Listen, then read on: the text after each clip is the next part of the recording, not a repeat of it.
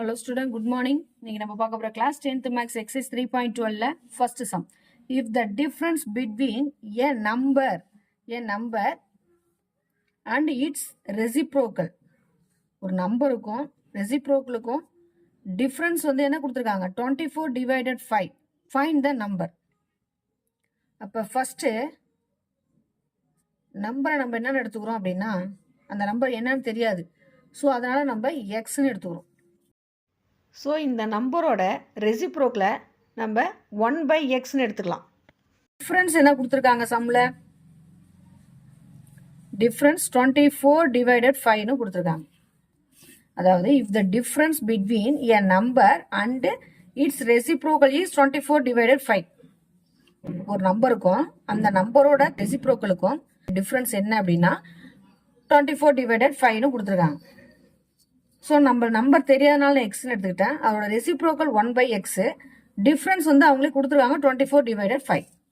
So இது எப்படி எழுதலாம் அப்படின்னா எக்ஸ் மைனஸ் 1/x, ஏன்னா டிஃப்ரென்ஸ் அப்படின்னா மைனஸ் ஈக்குவல் டு 24 divided 5. இது எப்படி மல்டிப்ளை பண்ணலாம்? X into X, X square minus 1 divided X equal to 24 divided 5.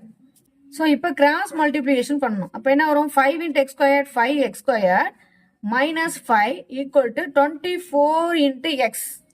இப்போ 5x squared minus 5 இந்த 24x equal to இந்த சைடு கொண்டு வரும்போது minus 24x மாறும் equal to 0. ஸோ இப்போ ஆர்டர் எழுதுறோம் 5x squared minus 24x minus 5 equal to 0. So இப்போ இதுக்கு நம்ம ஃபேக்டர் ஃபைண்ட் பண்ணணும். ஃபேக்டர் ஃபைண்ட் பண்ணுறோம். இப்போ 5 5 என்னது 25 minus 25, இங்க பிளஸ் இருக்கு இங்க மைனஸ் இருக்கு. இப்போ மைனஸ் 25 வரும். இங்க மைனஸ் 24னால மைனஸ் 24 எழுதிக்கிறோம். இப்போ 25 into 1 25. ஆனா இங்க மைனஸ் இருக்கு. இந்த மைனஸை பெரிய நம்பருக்கு கொடுத்துடணும். இப்போ இங்க பிளஸ். அப்போ minus into plus minus, minus into plus minus 25 into 1 25. ரெண்டுத்தையும் சப் பண்ணோம்னா 24 வந்துடும்.